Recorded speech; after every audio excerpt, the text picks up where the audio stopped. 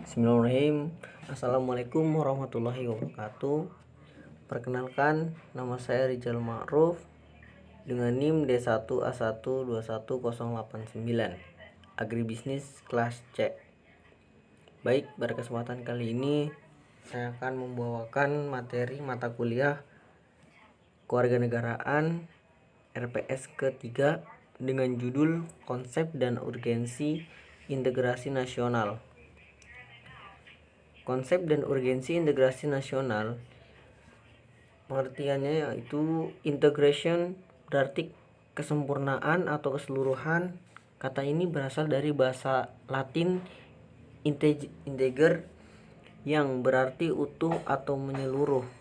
Berdasarkan arti etimologisnya, itu integrasi dapat diartikan sebagai pembaruan hingga menjadi kesatuan yang utuh atau bulat.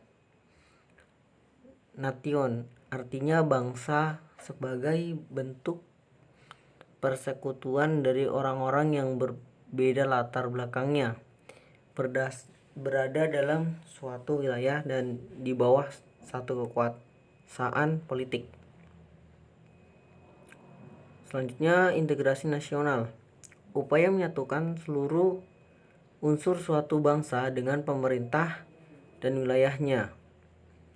Pembentukan suatu identitas nasional dan penyatuan berbagai kelompok sosial dan budaya ke dalam suatu kesatuan wilayah. Bersatunya suatu bangsa yang menepati wilayah tertentu dalam sebuah negara yang berdaulat. Proses penyatuan berbagai kelompok sosial budaya dalam satu kesatuan wilayah dan dalam suatu identitas nasional. Selanjutnya, integrasi bangsa. Integrasi bangsa menunjuk pada proses penyatuan berbagai kelompok budaya dan sosial dalam suatu kesatuan wilayah dan dalam suatu pembentukan identitas nasional. Integrasi wilayah. Integrasi wilayah menunjukkan pada masalah pembentukan wewenang kekuasaan nasional pusat di atas unit-unit sosial yang lebih kecil yang beranggotakan kelompok-kelompok sosial budaya masyarakat tertentu. Integrasi nilai. Integrasi nilai menunjukkan pada adanya konsensus terhadap nilai yang minimum yang diperlukan dalam memelihara tertib sosial. Integrasi elit massa.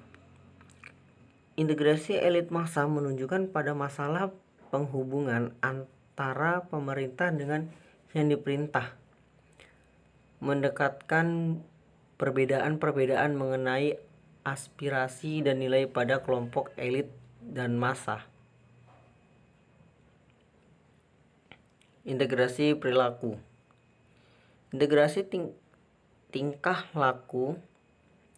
Perilaku integratif menunjukkan pada penciptaan tingkah laku yang terintegrasi dan yang diterima demi mencapai tujuan bersama.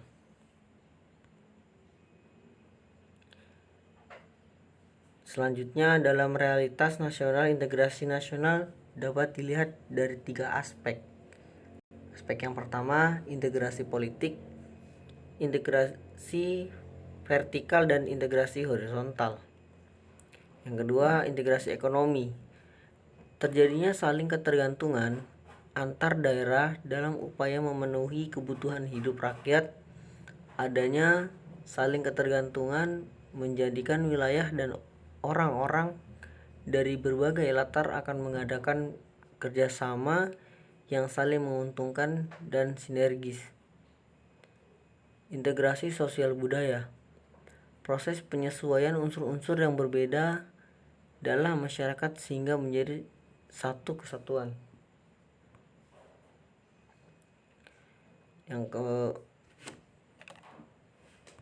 Yang keempat, menurut Myron Weiner dalam Surbakti 2010, dalam negara merdeka, faktor pemerintah yang keabsahan legitimate merupakan hal penting bagi pembentukan negara bangsa.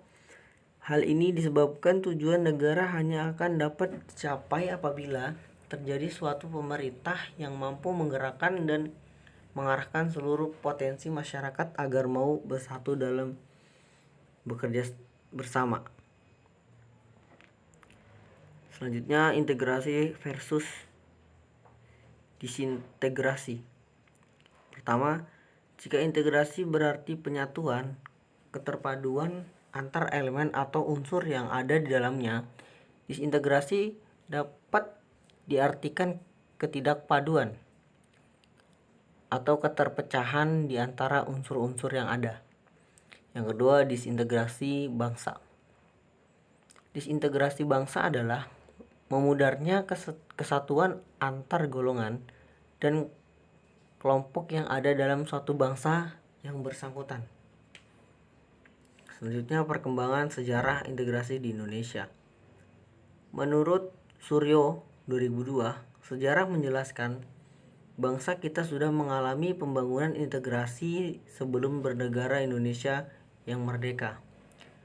Menurutnya, ada 3 model integrasi dalam sejarah perkembangan integrasi di Indonesia, yakni yang pertama model integrasi Imperium Majapahit,